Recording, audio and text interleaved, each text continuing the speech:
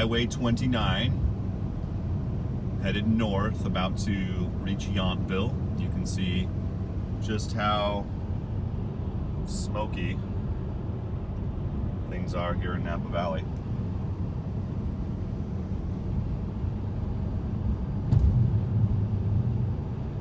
And this is 8:46 a.m. on Highway 29. Hey everybody, welcome to Magic Time. It's not very magic right now. Here in Napa Valley, it's October 3rd. We're in the midst of the wildfires, and I'm up in my favorite spot, which is normally the most beautiful spot, probably in the valley to film. I filmed a few videos up here prior, but up here, as you can see, this is our Napa Valley. You can barely even see the other side of the valley, the Vaca Mountains up there. I'm up here perched above Oakville on the Mayacamas side, right off of Highway 29 up Oakville grade, which there is actually a breakout fire out here that they put out really quickly. But as you can see, Napa Valley and the fires, this is the scene right now, October 3rd. Very smoky in the Napa Valley. Most wineries are closed as of now. I will go back to my apartment, give you guys an update on which wineries we've actually lost here in the Napa Valley. There's been several that have been burnt to the floor. And maybe I'll do another video a few weeks from now once the fires hopefully are more contained, and I'll let you know if we lost any other properties. But anyways, this is the scene from Napa Valley. Pretty smoky, guys. Normally this would be a beautiful panoramic view of the entire Napa Valley from right above Oakville, right in the center of Napa. Anyways, take care, guys. Cheers. All right, hey guys, just a quick mention of the properties that have sustained structural damage or have been burnt down. I have a list of them. It's kind of wild to think that Meadowood Napa Valley, for the most part, has been burnt to the floor.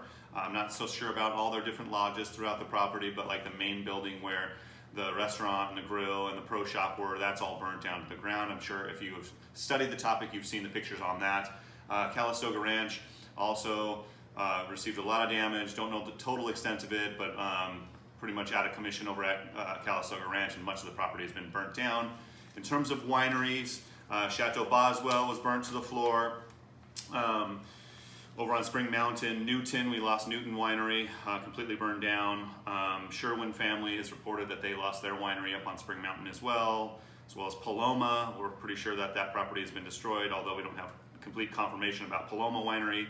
Spring Mountain Winery, Spring Mountain Vineyard, old 1873 era winery, that was lost. Damage to Sterling Vineyards, although the winery stands firm, but they've had some structural damage. What else on the list? Burgess burnt to the floor, which is on the base of Howell Mountain next to Villader. Villader is safe. Delia Villader, I guess, parked a bunch of the fire trucks on her property and let them have access to her water tanks to use to put out the fire, so Villader is safe. Bremer Family Winery definitely sustained some damage to the property and the vineyards, but the historical building, I guess, is safe. Barron's Family Winery looks like they lost their winery and their tank barn, but the tasting room is okay. We lost Kane Vineyards on Spring Mountain as well, known for Kane 5 and some beautiful wine there. Castillo de Amorosa, the big castle, they lost their entire inventory, about 120,000 bottles, about $5 million, but the winery itself remains and is standing. Davis Estates, they lost everything pretty much around the winery, but the winery itself is saved. Dutch Henry, we lost Dutch Henry.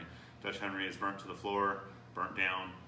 Fairwinds Estate, it looks like they lost their tasting room. I'm not entirely sure about the complete extent of their property, but we lost much of Fairwinds. Fantasca looks like they lost some equipment, but their winery is still intact. Hourglass lost some buildings on the property. 162-year-old guest house burnt down. A lot of their equipment and winemaking stuff, but yeah, extensive damage at Hourglass. Not entirely sure the entire extent of that. Honeycutt, a lot of the winemaking equipment is gone, but the winery building itself is safe.